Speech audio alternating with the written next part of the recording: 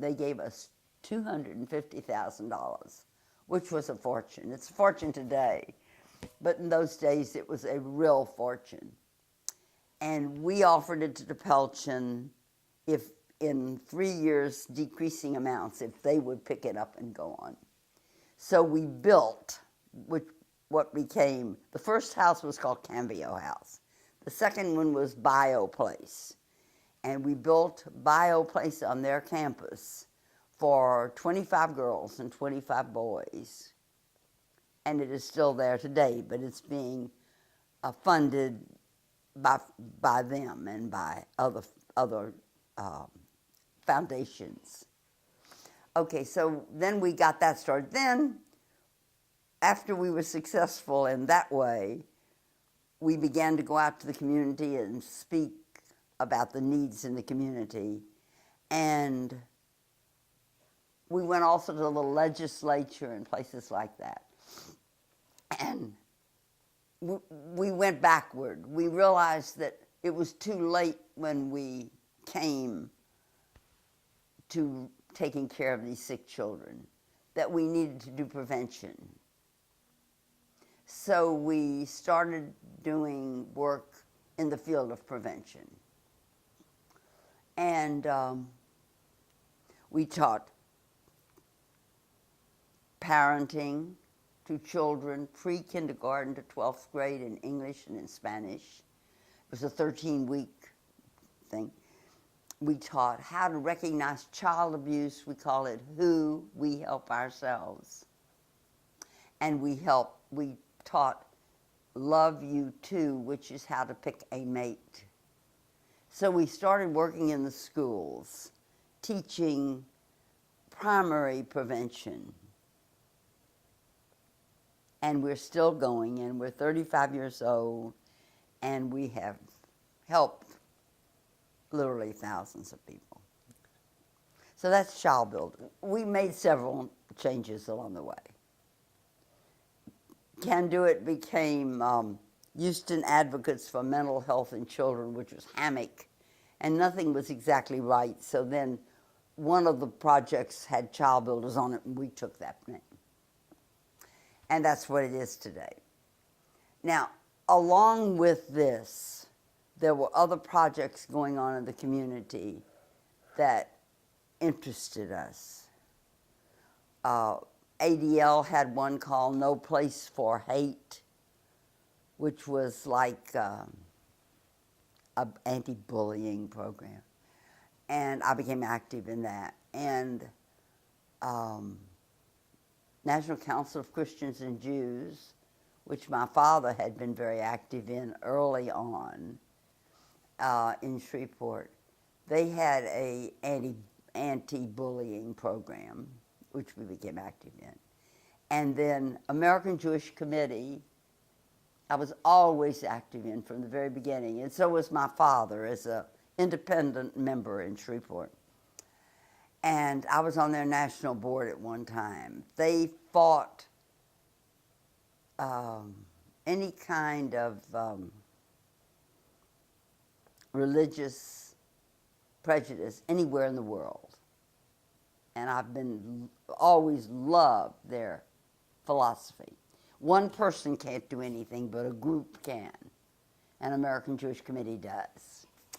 So those things were all going on in my life at the same time. And I was still going to Al-Anon. It was all volunteer. Nothing was paid. I helped Harry in his office when he was food broker. And I helped Leon in the office when he needed me as a doctor. After I married those men, they took care of me and invested my money and let me give to the charities I believed in. After a couple of years, I started dating and going with a doctor that I had been to college with his wife, and he was Harry's doctor, and my mother's doctor and my mother-in-law's doctor. His name was Leon Phillips. And he was a wonderful, wonderful man. Ethically, he would not marry me while my mother was alive. He felt that it was not right. but we went together anyway.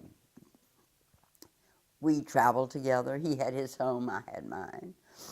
We went together for 6 years, and the year she died, he said, set the date. So we married. So we were together for 12 years. We married in 83, and he died in 89. Leon and I had been friends for years, and we fell into a very, very easy marriage.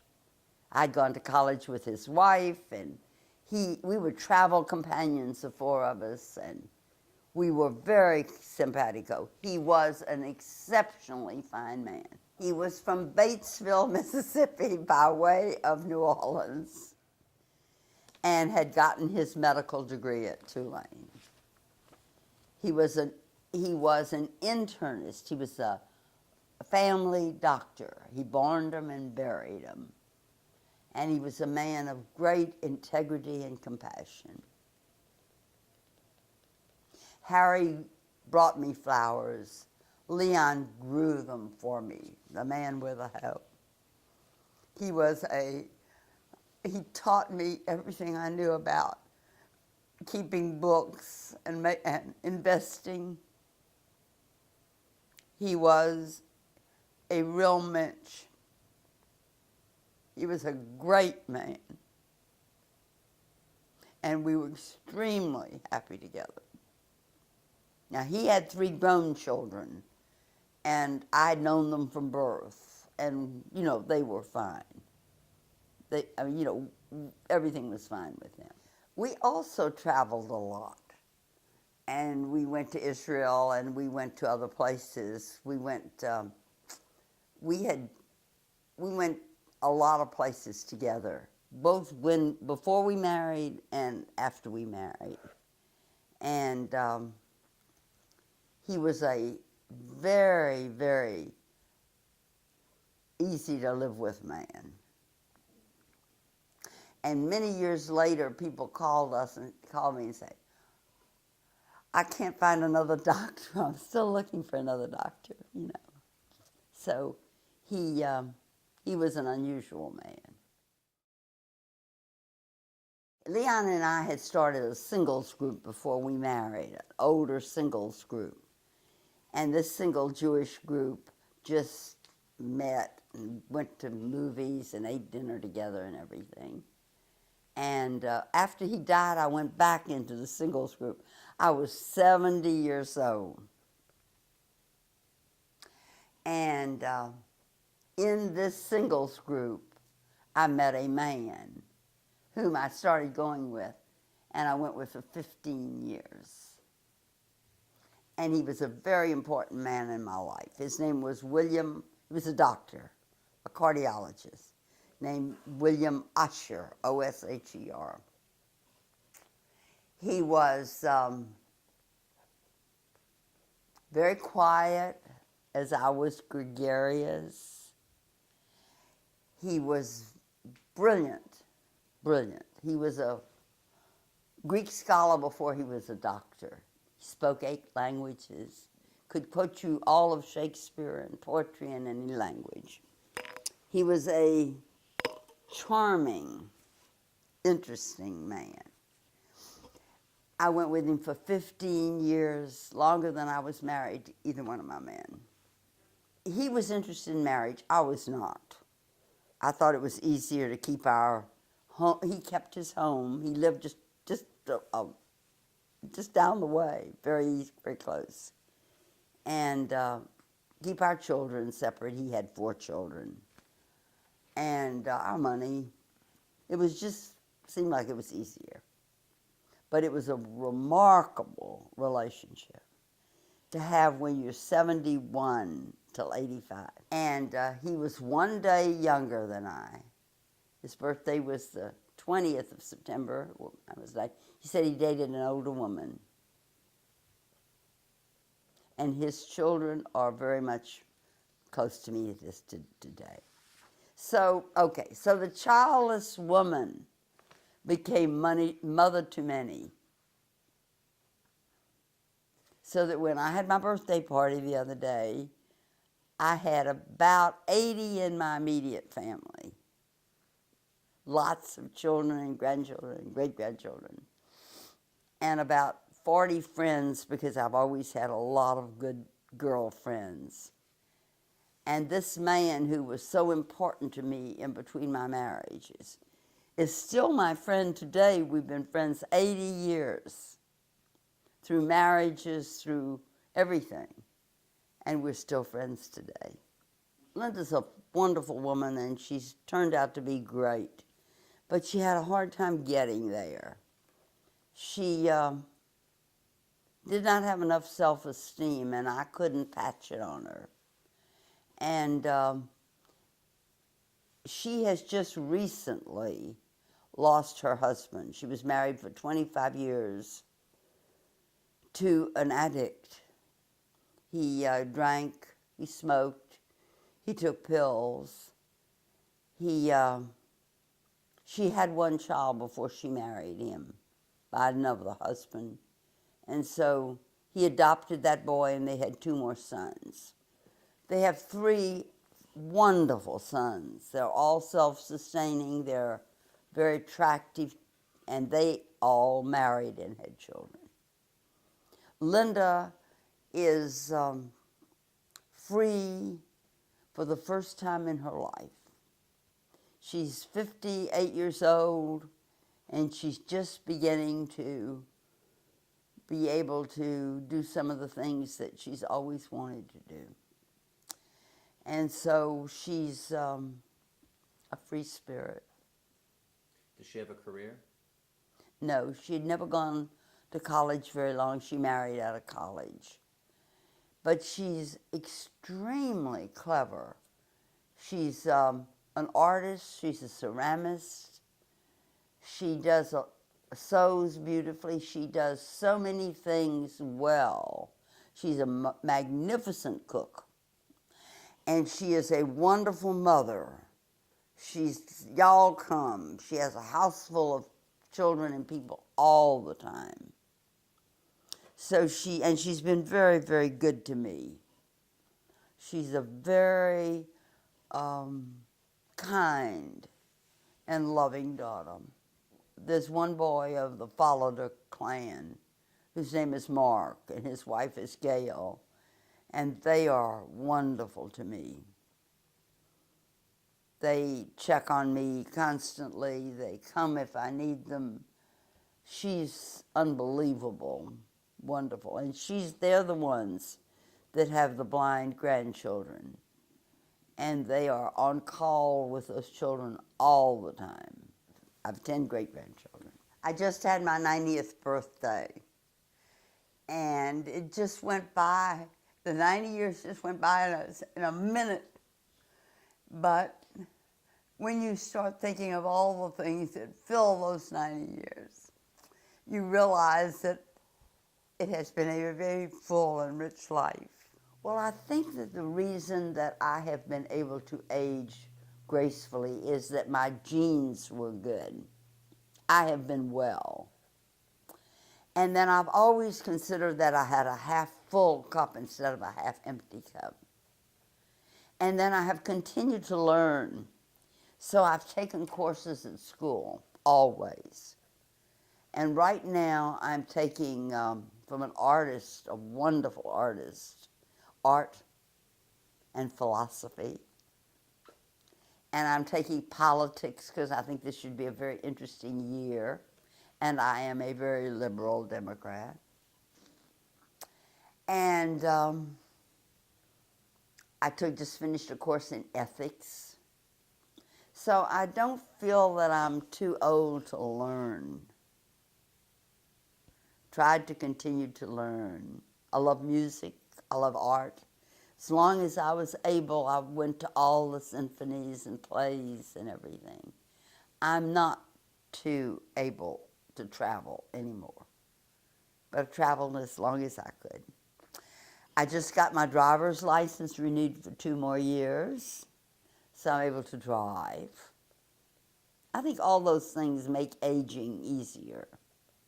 I can eat anything.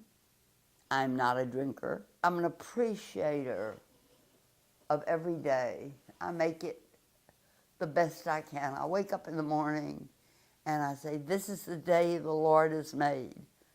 Let us rejoice and be glad in it. And I do have a faith in something larger than myself. I don't know exactly what to call it, but I talk to that higher power morning and night. I say prayers. And then I exercise in bed before I get up in the morning. I exercise for about 40 minutes in bed so that, I don't have any aches and pains, and I walk a lot. Now, I do tire. I'm not as strong as I used to be. But when I go to sleep at night, I feel that I have done the best with that day. My dear family, my children, my grandchildren, this is an idea that Rabbi Khan gave me that I should bequeath to you my own private code of ethics, the things I believe in and think are important and hope you too will believe in and put in action. Everyone should have a dream, something you feel so strongly about that it moves you to fulfillment. But in going forward to that dream, there are certain moral tenets that are important to hold to. Be honest, both with yourself and with others. It is easy to be honest with others, but look into yourself and be self-honest is difficult. Be honorable in how you deal with other people, even if they pay you back poorly in conduct. Still conduct yourself in an honorable, kind, and decent manner. Be clean